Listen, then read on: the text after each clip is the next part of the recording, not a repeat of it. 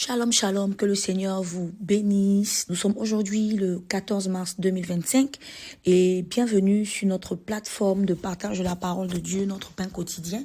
Le thème de ce mois que nous avons abordé et que nous continuons d'aborder, c'est servir Dieu avec joie.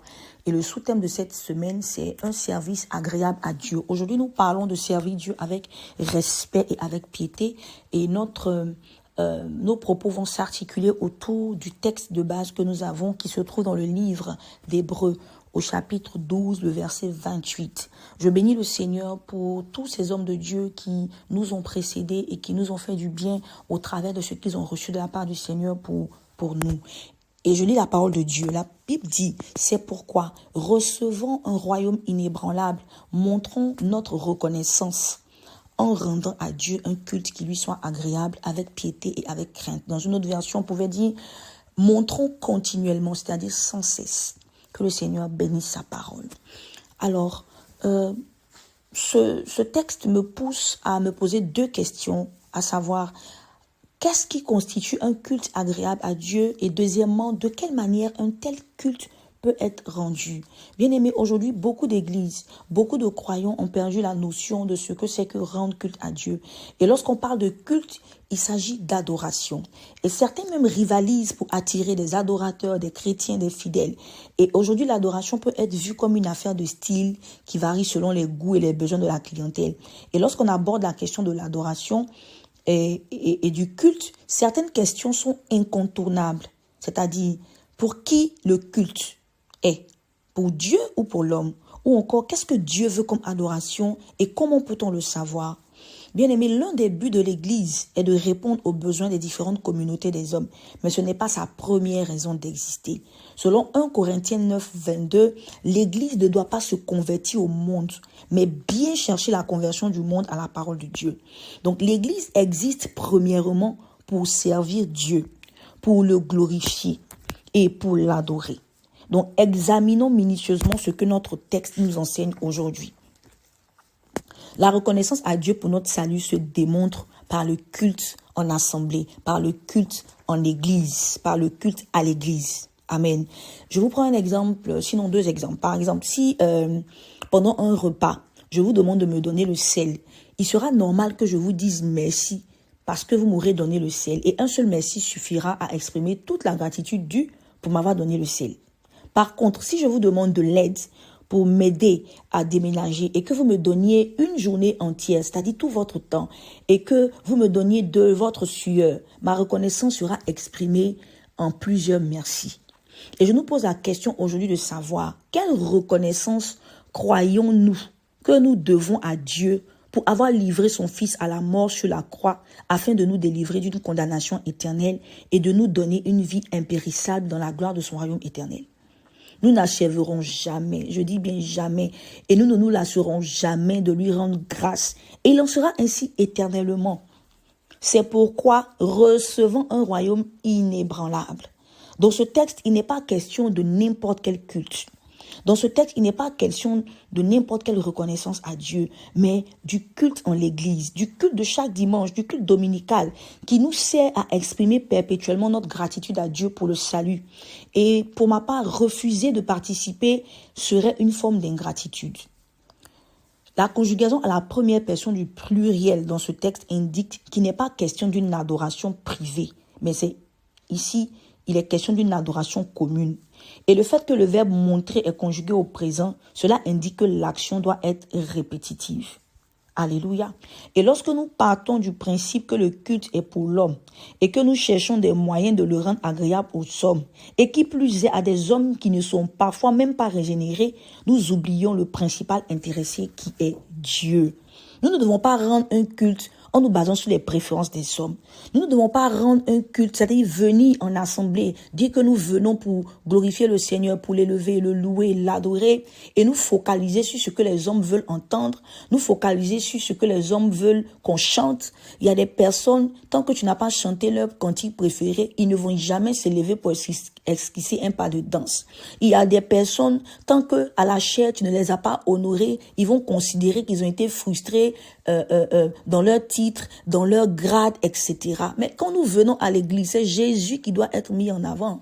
Donc si toi, mon frère, toi, ma soeur qui m'écoute, ce jour, on ne t'a pas présenté peut-être comme l'orateur le plus excellent, ou bien comme la chantre la plus dévouée, ou la chante la plus agréable à l'Éternel, que le Seigneur soit glorifié.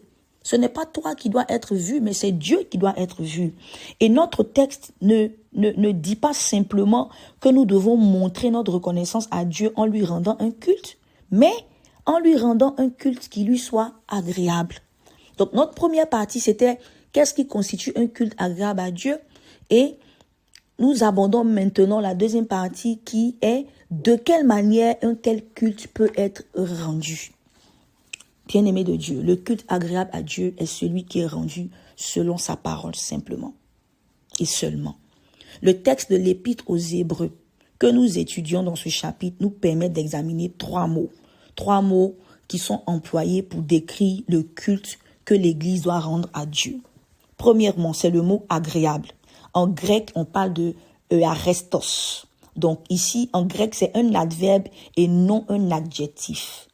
Donc, c'est donc la façon de rendre un culte qui lui rend agréable à Dieu. Je répète, c'est donc la façon de rendre un culte qui lui rend agréable à Dieu. Nous devons adorer Dieu de manière acceptable, si je veux paraphraser. Parce que Dieu n'accepte pas tous les cultes qui lui sont rendus. Dieu ne regarde pas uniquement la sincérité du cœur en faisant fi du reste. Il n'accepte que les cultes qui lui sont rendus de la bonne manière. Autrement, l'adverbe euarestos ne veut rien dire. Deuxièmement, le culte qui doit être offert à Dieu est un culte qui doit lui être offert avec piété. Ici, il s'agit du mot grec eulabeias, E-U-L-A-B-E-I-A-S.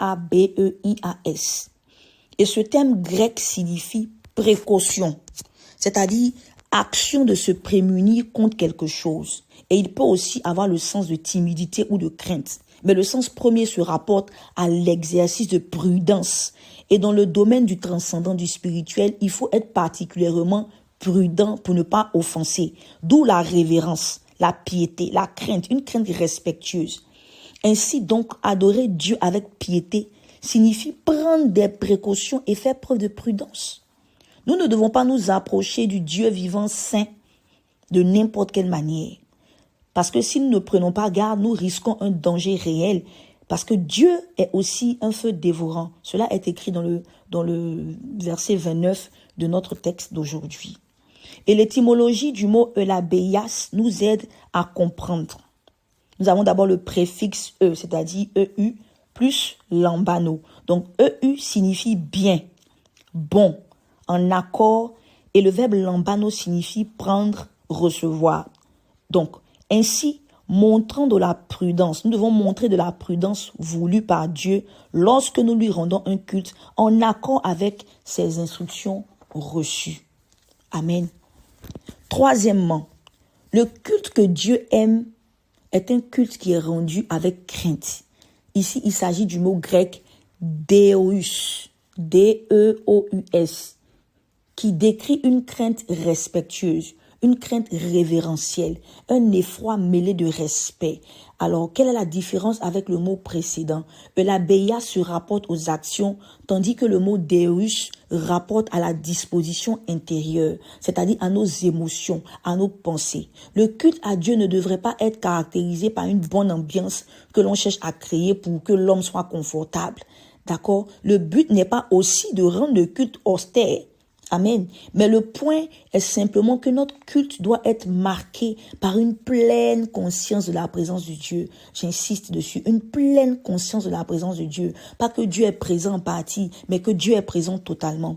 Et la crainte produite par l'effet de sa sainteté sur nous doit nous conduire à offrir notre adoration par Christ, par sa médiation parfaite qui seule nous permet de nous approcher de Dieu avec confiance.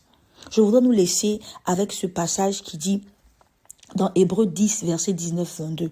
Ainsi donc, frères, puisque nous avons, au moyen du sang de Jésus, une libre entrée dans le sanctuaire, par la route nouvelle et vivante qu'il a inaugurée pour nous au travers du voile, c'est-à-dire de sa chair, et puisque nous avons un souverain sacrificateur établi sur la maison de Dieu, approchons-nous avec un cœur sincère, dans la plénitude de la foi, les cœurs purifiés d'une mauvaise conscience et le corps lavé d'une eau pure. Que le Seigneur donne une très bonne compréhension de ces choses. Soyez bénis et excellente journée.